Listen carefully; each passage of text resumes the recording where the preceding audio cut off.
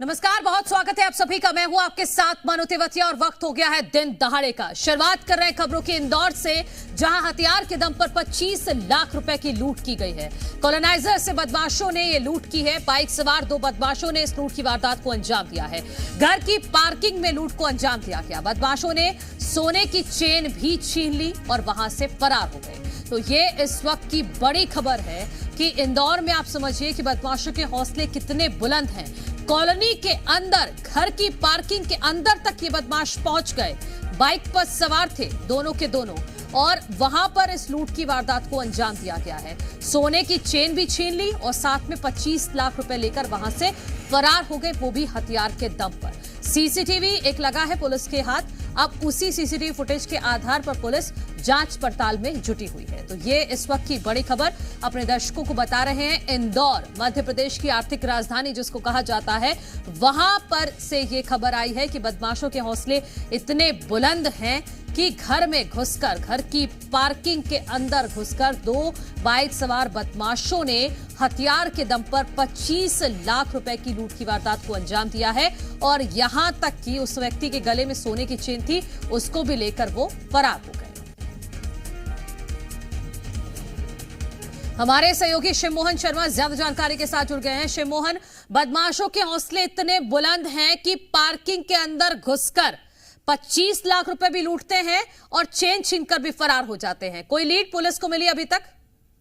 जी हाँ, आपने सही कहा। इंदौर को हालांकि प्रदेश की आर्थिक राजधानी कहा जाता है, परंतु अब ये अपराध की राजधानी बनते हुए जा रही है। लगातार जो बदमाशों के हौसले हैं वो बुलंद होते हुए नजर आ रहे हैं, और उसी का उदाहरण आज सुबह देखने को मिला, जब 2 नकाबपोश बदमाश घर में पहुंचते, और वो भी पॉश कॉलोनी में, और जाकर न सिर्फ घर के बाहर रोड पर, जबकि उनके घर के अंदर बनी पार्किंग में जाकर लूट जैसी बड़ी घटना को, अपराध घटना को अंजाम देते हैं। और लूट करते दौरान जो 2 लोग बचाने आते हैं, उनको भी साथ में, उनकी भी जो गले की चेन और अंगूठी, तमाम जो सोने का सामान है, वह सभी लेकर फरार हो जाते हैं। अभी फिलहाल पुलिस के हाथ एक सीसीटीवी वीडियो लगा है, जिसमें जो दोनों बदमाश हैं वह गाड़ी पर बैठते हुए जाते हुए दिखाई दे रहे हैं। संभवतः सीसीटीवी फुटेज के आधार पर जहां पे इस लूट की वारदात को अंजाम दिया गया है, वो कॉलोनी कैसी है? जी, ये जो कॉलोनी है, ये पूरा थाना जो लगता है, यहाँ पर साउथ तुकोगंज थाना लगता है, और उसी के साथ जो कॉलोनी है, काफी पॉश कॉलोनी है। पॉश कॉलोनी में बड़े बड़े बंगले बने हुए, लगातार एक ही रोड पर कई बंगले बने हुए, और उन्हीं बंगलों में से एक बीच जो कॉलोनाइजर थे, जिनकी कई कॉलोनीज हैं, उनके घर पर ही और उनके साथ ही लूट की घटना को अंजाम दिया गया। या तो जो पहले रैकी कई बार की गई होगी, उसके बाद घटना को अंजाम दिया गया। आ रही हूँ आपके पास एक सीसीटीवी फुटेज जो आपने ही भेजा है, वो एक बार हम अपने दर्शकों को दिखा देते हैं। जी मध्य प्रदेश छत्तीसगढ़ एक्सक्लूसिव तस्वीरें दिखा रहा है। यही वो दोनों बदमाश हैं जिन्होंने इस 25 लाख रुपए की लूट को अंजाम दिया है। आप देखिए कि बाइक पर आते हैं, तसल्ली से लूट करते हैं, यहां तक कि गिर भी जाते हैं। गिरने के बाद एक व्यक्ति का जूता, एक जो बदमाश है उसका जूता नीचे रह जाता है, वो उसको उठाता है, फिर वो यहां से फरार होकर चले जाते हैं। शिव मोहन, इतनी तसल्ली, वो भी इस तरह की कॉलोनी में, बदमाशों में। वही, और ये जो घर है उसकी थाने से भी कोई ज्यादा दूरी नहीं है। लगभग 1 किलोमीटर के रेडियस के अंदर ये घर है, यहाँ पर ये घटना को अंजाम दिया गया। बदमाशों के हौसले आप इस सीसीटीवी कैमरे से समझ सकते हैं। जो फुटेज सामने आई है कि किस तरह से बदमाश आते हैं, और लूट के बाद उनके जूते तक वो वापस पहनकर वापस तसल्ली पूर्वक निकल जाते हैं। हालांकि उनकी ये घटना है, इसको वाकई में पुलिस प्रशासन पर एक बड़ा सवालिया निशान खड़ा कर दिया है, और उसी के तहत जल्दबाजी में पुलिस ने ये सीसीटीवी जरूर हासिल कर लिया है, जिसके तहत संभावना जताई जा रही है कि जल्द ही ये जो अपराधी है, दोनों अपराधियों अंकुश लगा दिया जाएगा, दोनों अपराधियों को। ठीक है शिव मोहन शर्मा, फिलहाल बहुत शुक्रिया आपका तमाम जानकारी के लिए। चलिए आगे बढ़ते हैं। भोपाल से बड़ी खबर है। बीयू में आज रामधुन करेगी एबीवीपी। हिंदूवादी संगठन भी करेंगे भजन और कीर्तन। बरकतुल्लाह यूनिवर्सिटी के लिखित आदेश पर दरअसल बवाल हो रहा है। हॉस्टल में रहने वाली छात्राओं के मंदिर जाने पर रोक लगा दी गई, जिसके बाद अब यह बवाल देखने को मिल रहा है। यूनिवर्सिटी के आदेश के विरोध में आज एबीवीपी के कार्यकर्ता रामधुन करने वाले हैं। तो ये बड़ी खबर अपने दर्शकों को हम बता रहे हैं कि बीयू में आज रामधुन करेगी एबीवीपी। हिंदूवादी संगठन के जो लोग हैं वो भजन कीर्तन करते हुए नजर आएंगे। बरकतुल्लाह यूनिवर्सिटी के लिखित आदेश पर दरअसल ये बवाल देखने को मिल रहा है। हॉस्टल में रहने वाली छात्राओं के मंदिर जाने पर रोक लगा दी गई वार्डन की तरफ से, और बाकायदा इसका एक रिटन स्टेटमेंट भी जारी कर दिया गया, जिसके बाद लगातार छात्राएं भी इसका चीज का विरोध कर रही हैं और अब ये मामला पहुंच गया है हिंदूवादी संगठनों के पास तक। तो हिंदूवादी संगठन अब इस मामले को लेकर विरोध प्रदर्शन करने वाले हैं। रामधुन का आयोजन किया जा रहा है एबीवीपी संगठन की तरफ से।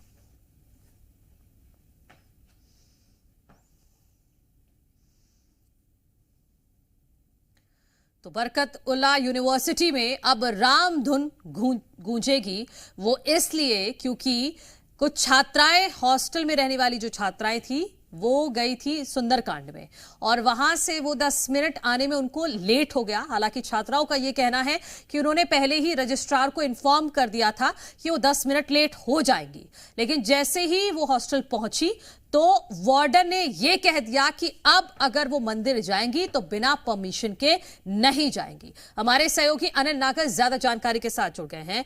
अनिल, आज सुबह से ही इस चीज को लेकर गहमा गहमी है कि एबीवीपी आज रामधुन करने वाला है बीयू यूनिवर्सिटी में। आप बताइएगा और क्या अपडेट है? देखिए, जिस तरह से हॉस्टल वार्डन ने छात्राओं को मंदिर जाने पर रोक लगाई है और परमिशन की बात कही है कि अगर मंदिर जाना है, सुंदरकांड में जाना है तो पहले उन्हें जो है लिखित में परमिशन लेनी होगी और उसके बाद से जो है यहाँ पर हिंदू संगठनों में नाराज़गी देखी जा रही है, छात्राओं में नाराज़गी देखी जा रही है, क्योंकि साफ तौर पर कहना है छात्राओं का कि किसी मॉल में जाने के लिए परमिशन की ज़रूरत नहीं है, बाज़ार में घूमने के लिए जाने के लिए जो है परमिशन की ज़रूरत नहीं है, मस्जिद जाने के लिए जो है परमिशन की ज़रूरत नहीं है, लेकिन छात्राएं मंदिर जाएगी तो उन्हें पहले लिखित में परमिशन लेनी होगी। ऐसा यहाँ की छात्राओं के आरोप है और उसके बाद से जो है बीयू में बवाल देखने को मिला है और यही कारण है कि आज विद्यार्थी परिषद का जो है ये बड़ा प्रदर्शन बीयू में देखने को मिलेगा और रामधुन जो है विद्यार्थी परिषद के कार्यकर्ता यहाँ पर करेंगे और बीयू प्रशासन की सद्बुद्धि के लिए जो है रामधुन। तो था रविवार, कल कोई यूनिवर्सिटी प्रशासन की तरफ से कोई जवाब नहीं आया, आज सुबह तक कोई स्टेटमेंट कोई जारी किया क्या हो? देखिए, बीयू के वीसी से हमने जो है पहले बात की थी तो उन्होंने कहा था कि इस पूरे मामले की जांच करवाएंगे, लेकिन जानकारी ये निकल कर सामने आई है कि ये पूरा गंभीर मामला है और सरकार ने जैसे ही इस गंभीर मामले को जो है संज्ञान में लिया है और इस पर जो है अब हो सकता है जल्दी जो यहाँ की वार्डन है उस पर कोई सरकार कोई बड़ा एक्शन ले लिया जाएगा या नहीं, गाज गिर सकती है। हालांकि देखिए, ये आदेश जो है, देखिए मनु, ये लिखित में ये आदेश नहीं था, ये आदेश था मौखिक। जब सुंदरकांड कर छात्राएं मंदिर से हॉस्टल लौटी थी तो वहां पर वार्डन ने बवाल खड़ा कर दिया था और कई तरह की धमकी जो है छात्राओं को दी गई थी कि अगर वो आगे से बिना परमिशन के मंदिर चली गई तो उन्हें हॉस्टल से बाहर कर दिया जाएगा। इस तरह की धमकी जो है छात्राओं को दी गई थी वार्डन की तरफ से। ये आरोप जो है हॉस्टल में रहने वाली छात्राओं ने लगाया। तो देखिए, ये जो आदेश था लिखित में ये आदेश नहीं था, लेकिन साफ तौर पर वार्डन ने छात्राओं से ये कह दिया था आगे से अगर मंदिर जाना है तो लिखित में इसकी परमिशन लेनी होगी। छात्राओं ने आरोप वार्डन पर लगाया है, जांच होगी तो सच्चाई सामने आएगी। बहुत शुक्रिया आपका तमाम जानकारी के लिए अनिल नागर। वहीं भोपाल में स्वास्थ्य कर्मियों का आंदोलन है। आज 15 सूत्रीय मांगों को लेकर प्रदर्शन करेंगे। वेतन विसंगतियों को सुधारने की मांग स्वास्थ्य कर्मचारियों की तरफ से की जा रही है, जिसमें नर्सिंग के कर्मचारी भी शामिल हैं, पैरामेडिकल स्टाफ भी है जो आज प्रदर्शन करेगा। काली पट्टी बांधकर काम करेंगे स्वास्थ्य कर्मी। 3 दिन तक काली पट्टी बांधकर विरोध जताएंगे। 18 नवंबर को सीएम के नाम ज्ञापन सौंपेंगे। 25 नवंबर को बड़े प्रदर्शन की तैयारी कर रहे हैं। वेतन विसंगतियों को सुधारने की प्रमुख मांग है स्वास्थ्य कर्मियों की। सूत्री मांगों को लेकर आज से संविदा स्वास्थ्य कर्मचारी काली पट्टी बांधकर अस्पतालों में काम कर रहे हैं और अपना विरोध प्रदर्शन कर रहे हैं। ये देख सकते हैं जेपी अस्पताल में जो है संविदा स्वास्थ्य कर्मचारी यहाँ काली पट्टी बांधकर काम कर रहे हैं और 15 सूत्रीय इनकी मांग है और 3 दिनों तक इसी तरह से जो है ये संविदा स्वास्थ्य कर्मचारी जो है काली पट्टी बांधकर काम करते हुए नजर आएंगे। क्या कुछ सर मांगे हैं आपकी?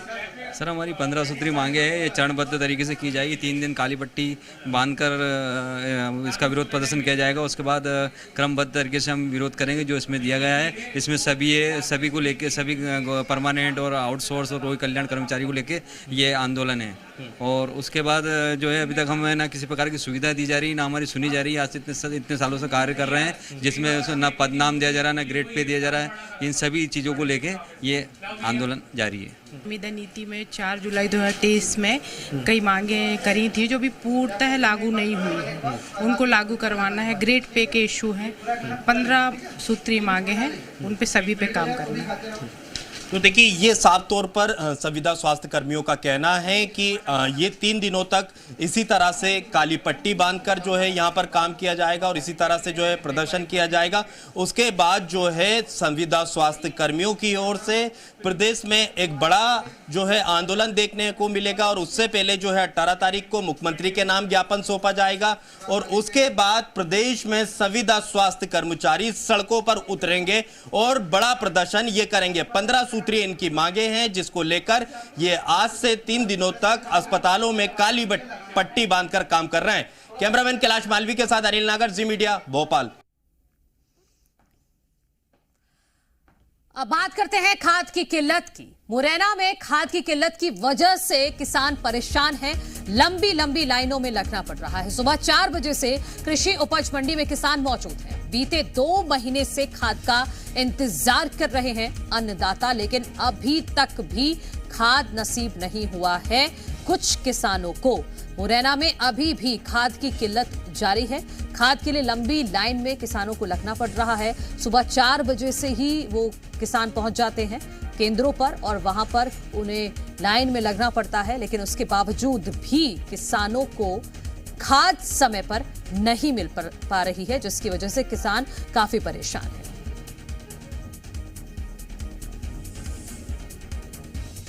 यहाँ स्थिति खाद की बहुत ज़्यादा खराब है और खाद के लिए 2-2 दिन से पहले पर्ची के लिए लाइन पर लगना पड़ रहा है। पर्चियाँ मिलने के बाद में यहाँ खाद की किल्लत है। खाद में कल जैसे खाद लेने आए लाइन में से लौट के वापस चले जाते हैं। आज भी किल्लत है, अभी 12 बजे तक 1 बजे तक ख़त्म हो जाएगा।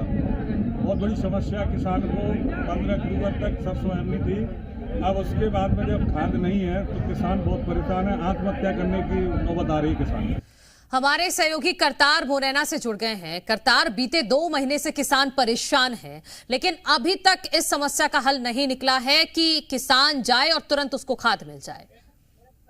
देखिए, निश्चित तौर पर अन्नदाता की परेशानी इसलिए और ज्यादा है कि अन्नदाता को पहले उसको सरसों की बोवनी करनी थी, तब सरसों की बोवनी के समय पर पर्याप्त खाद नहीं मिल पाया। अब गेहूं की बोवनी करनी है तो चूंकि उनको गेहूं की बोवनी करनी है तो मजबूरन उनको खाद ही चाहिए, लेकिन खाद पैसा देने के बाद भी खाद मिल नहीं पा रहा। सुबह से अन्नदाता 4 बजे आके लाइनों में लग जाता है, दोपहर 12 बजे तक उनको पर्चियां बटती हैं। पर्चियां बटने के बाद में वो लाइनों से चले जाता है क्योंकि दूसरे दिन को आना पड़ता है। लेकिन इस समय हालत ऐसी कि डीएपी और एनपीए दोनों ही खाद नहीं है, यूरिया दिया जा रहा है जिसकी किसान को बहुत ज्यादा आवश्यकता नहीं है। आप देख सकते हैं किसानों से बात करने की कोशिश करें, क्या स्थितियां हैं, क्या स्थिति है खाद की? खाद ना मिल रहा, डीएपी आज 7 दिन आगे फिर तो यूरिया है।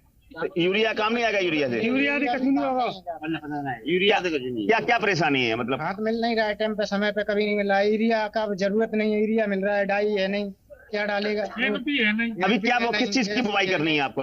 गेहूं की बुवाई करनी है, डीएपी खाद चाहिए। तो डीएपी बिल्कुल भी नहीं है? बिल्कुल नहीं। क्या बोल रहे हैं यहाँ पे लोग? कुछ नहीं है, यहाँ है ही नहीं गोदाम के अंदर। तो यहाँ लाइनों में सुबह से आगे लग जाते हैं, फिर 3 बजे के ट्रायल में सुबह 3 बजे से लगे जाते हैं। 3 बजे से टोकन दे दें, 20 तारीख को लगाए देंगे तो 25 को लगाए देंगे, फिर जनता है तो घूम के चली जाते हैं अपन। देखिए किसान कितना परेशान है। देखो पर्चियां, ऐसी पर्चियां दी जाती है उनको। 4 तारीख की पर्ची है और 8 तारीख हो रही है 11, आज तक उसको खाद नहीं मिला। पर्चियां जरूर मिल गई है क्योंकि डीएपी और एनपीए है नहीं। पर्चियां लेके घूम रहा है किसान परेशान होता हुआ दिखाई दे रहा है। फिर यहाँ से घर चले जाता है, दूसरे दिन उम्मीद के सहारे आता है कि शायद। और हम उम्मीद करते हैं कि जिम्मेदार अगर हमारी इस खबर को देख रहे हैं तो इस पर तुरंत जरूर कोई एक्शन लें, क्योंकि किसान काफी परेशान है। बहुत शुक्रिया करतार, ग्राउंड जीरो से ये तस्वीरें दिखाने के लिए। और इसी बीच रायपुर से बड़ी खबर है, जहां मेडिकल कॉलेज में रैगिंग, फर्स्ट ईयर के छात्रों के साथ यहां पर रैगिंग की गई है। सीनियर छात्रों पर रैगिंग का आरोप लगा है और हॉस्टल में प्रताड़ित करने का भी आरोप है। छात्रों ने रैगिंग सेल में इसको लेकर शिकायत की है। शिकायत पर रैगिंग सेल की कार्रवाई हुई है। 2 छात्र 10 दिन के लिए सस्पेंड कर दिए गए हैं। तो मेडिकल कॉलेज में रैगिंग का यह मामला सामने आया है छत्तीसगढ़ की राजधानी रायपुर से, जहां फर्स्ट ईयर के स्टूडेंट्स के साथ रैगिंग की गई है। सीनियर छात्रों ने रैगिंग की है। यहां तक कि हॉस्टल में भी उन बच्चों को प्रताड़ित किया गया है। छात्रों ने रैगिंग सेल में इसकी शिकायत की, क्योंकि ये नियम है कि हर मेडिकल कॉलेज में, यूनिवर्सिटी में एक रैगिंग सेल अलग से होता है। वहां पर जाकर इन छात्रों ने शिकायत भी की है, लेकिन कार्रवाई के नाम पर क्या हुआ है, 2 छात्रों को 10 दिन के लिए सस्पेंड कर दिया गया है। हमारे सहयोगी राजेश निषाद ज्यादा जानकारी के साथ जुड़ गए हैं। राजेश, जहां इस मामले को गंभीरता से लेते हुए कोई कड़ा एक्शन होना चाहिए था, वहां पर कार्रवाई के नाम पर महज खानापूर्ति, 2 छात्रों को 10 दिन के लिए सस्पेंड किया है। बिल्कुल निश्चित तौर पे देखिए, केवल खाना पूर्ति की जा रही है और डीन, जो यहाँ के डीन है, उनसे भी हम बातचीत करने की कोशिश किए, लेकिन वो नदारत है। फोन पे बातचीत हुई, लेकिन वो कहे कि कुछ समय पश्चात आएंगे। लेकिन ये तस्वीर है, ये देख सकते हैं, प्रदेश का सबसे बड़ा मेडिकल कॉलेज है और यहाँ पे भी हमने कुछ स्टूडेंट्स हैं जिनसे बात करने की कोशिश की, लेकिन स्टूडेंट्स घबराते हुए नजर आ रहे हैं। और ये देख सकते हैं, इधर भी कुछ स्टूडेंट्स हैं, पहुंचे हुए हैं कॉलेज। लेकिन जिस तरह से जो जानकारी निकल के सामने आई है वो यही आई है कि करीब 50 ऐसे स्टूडेंट हैं जिन्हें मुंडन कराया गया है, उन्हें उनके साथ ये रैगिंग की गई है। और पूरी तरह से जो एक ड्रेस कोड है स्कूल में, जिस तरह से एक ड्रेस कोड होता है, ठीक उसी तरीके से ड्रेस कोड में आने के लिए ये जो फर्स्ट ईयर के स्टूडेंट्स हैं उन्हें धमकाया गया, चमकाया गया। इतना ही नहीं बल्कि 50 से अधिक ऐसे स्टूडेंट्स बताए जा रहे हैं जिनका मुंडन कराया गया है। फिलहाल अब इसकी शिकायत होने के बाद जो कि रैगिंग सेल है उनके द्वारा शिकायत पहुंची, उसके बाद एक्शन लिया गया। और एक्शन महज खाना पूर्ति है। 2 छात्र हैं, एक अंशु जोशी और दूसरा दीप राम वर्मा। ये 2 ऐसे स्टूडेंट्स हैं जिनको 10 दिन के लिए सस्पेंड कर दिया गया है। लेकिन जो खबर निकल के आ रही है भीतर खाने से, वो यही निकल के आ रही है कि फर्स्ट ईयर के जो स्टूडेंट्स हैं वो बेहद ज्यादा खौफजदा हैं, क्योंकि 50 से अधिक ऐसे स्टूडेंट्स बताए जा रहे हैं। ठीक है, ये बड़ी बात आपने बताई है राजेश। 50 से ज्यादा स्टूडेंट्स ऐसे हैं जिनका मुंडन करा दिया गया रैगिंग के नाम पर। बहुत शुक्रिया तमाम जानकारी के लिए। राजधानी रायपुर के अवंती विहार इलाके में हुई बुजुर्ग की हत्या के मामले में बड़ा खुलासा हुआ है। आरोपी किराएदार ने ही अपने मकान मालिक की हत्या की है। बताया जा रहा है कि मालिक रत्नेश्वर बनर्जी ने किराएदार से उधार दिए पैसे वापस मांगे थे, जिस पर आरोपी किराएदार मुकेश ने बुजुर्ग को मौत के घाट उतार दिया। हत्या के बाद आरोपी किराएदार भोपाल से फरार हो गया, जिसके बाद भोपाल से चंडीगढ़ वो फरार हुआ था। पुलिस ने आरोपी को चंडीगढ़ से ही गिरफ्तार कर लिया है और रायपुर ले आई है। तो किराएदार ने ही इस वारदात को अंजाम दिया था। बुजुर्ग दंपत्ति पर जानलेवा हमला किया गया था। किराएदार ने दरअसल पैसे लिए थे इस बुजुर्ग दंपत्ति से, उन्हीं पैसों को ये बुजुर्ग दंपत्ति उससे वापस मांग रहा था और यही बात किराएदार को नागवारा गुजरी। उसने रत्नेश्वर बनर्जी जो मालिक हैं उनके ऊपर हमला कर दिया। फिलहाल जो आरोपी किराएदार मुकेश है उसने बुजुर्ग को मौत के घाट उतारकर वो वहां से फरार हो गया था और भोपाल से चंडीगढ़ गया। चंडीगढ़ में पुलिस ने इसको गिरफ्तार किया है और अभी रायपुर ले आई है।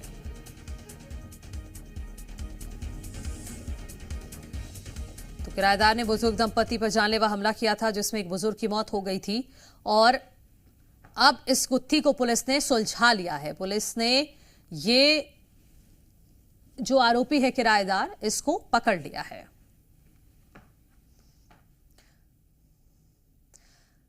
वहीं शक्ति में ब्लाइंड मर्डर केस में बड़ा खुलासा हुआ है। लूटपाट के इरादे से की थी महिला की हत्या। आरोपी ने रिश्ते की दादी की हत्या की थी। पुलिस ने गिरफ्तार किए हैं 4 आरोपी। पुलिस की पूछताछ में आरोपी ने अपना गुनाह भी कबूल कर लिया है। हत्या के बाद से ही घर से वो फरार था।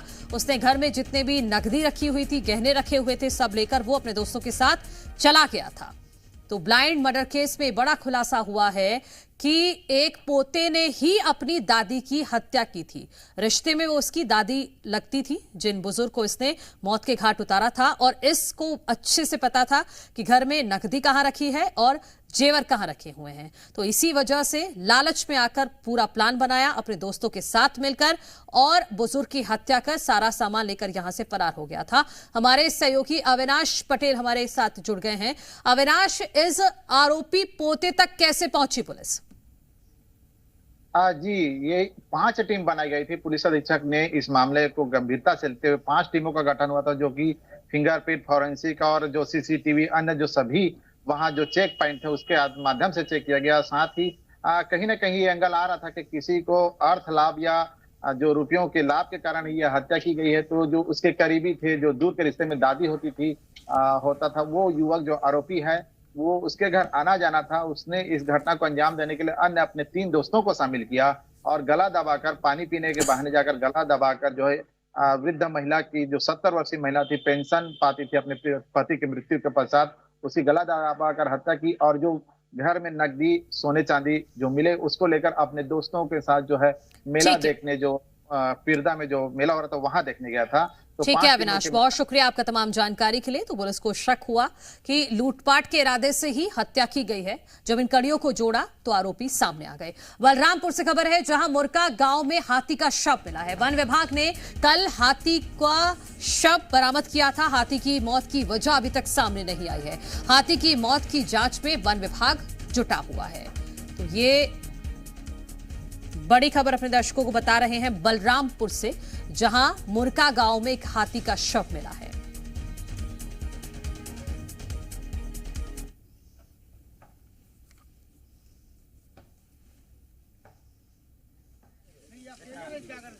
हमारे सहयोगी शैलेंद्र बघेल ज्यादा जानकारी के साथ बलरामपुर से जुड़ गए हैं। शैलेंद्र, बताइए क्या जानकारी है? हाथी का शव बरामद किया गया है, कैसे मौत हुई है हाथी की, कोई वजह सामने आई है अभी तक?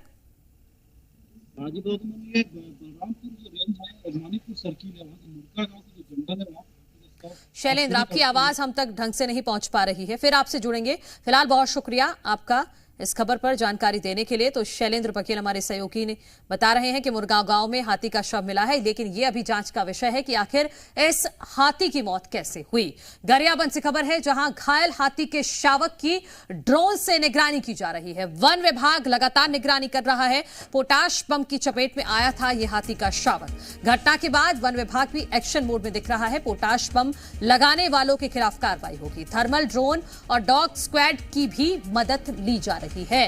मामले में सूचना देने पर इनाम की भी घोषणा की गई है वन विभाग की तरफ से। दरअसल पोटाश बम रखा गया था जंगल में और उसकी चपेट में आ गया एक छोटा हाथी का बच्चा, और तब से ही वो घायल अवस्था में है, लेकिन वो जंगल में घूम रहा है। और यही वजह है कि ड्रोन से निगरानी की जा रही है उस घायल हाथी की। हमारे सहयोगी थानेश्वर साहू ज्यादा जानकारी के साथ जुड़ गए हैं। थानेश्वर, क्या अभी तक उस घायल हाथी का पता चला है? क्योंकि जैसे ही मिलेगा इलाज दिया जाएगा। और दूसरी बड़ी बात कि पोटाश बम कहां से आ गया?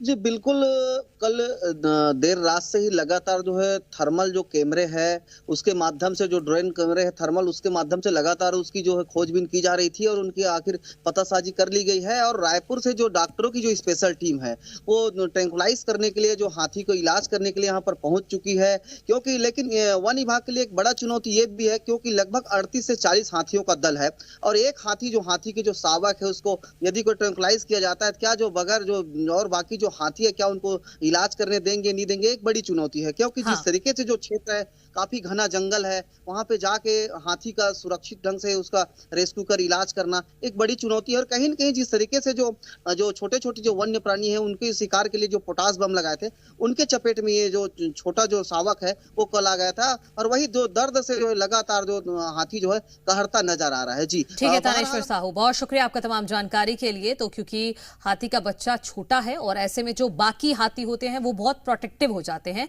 तो ये वन विभाग के लिए काफी चुनौतीपूर्ण काम है। फिलहाल दिन दहाड़े में इतना ही। आप देखते रहिए प्रदेश का नंबर 1 चैनल जी मध्य प्रदेश छत्तीसगढ़।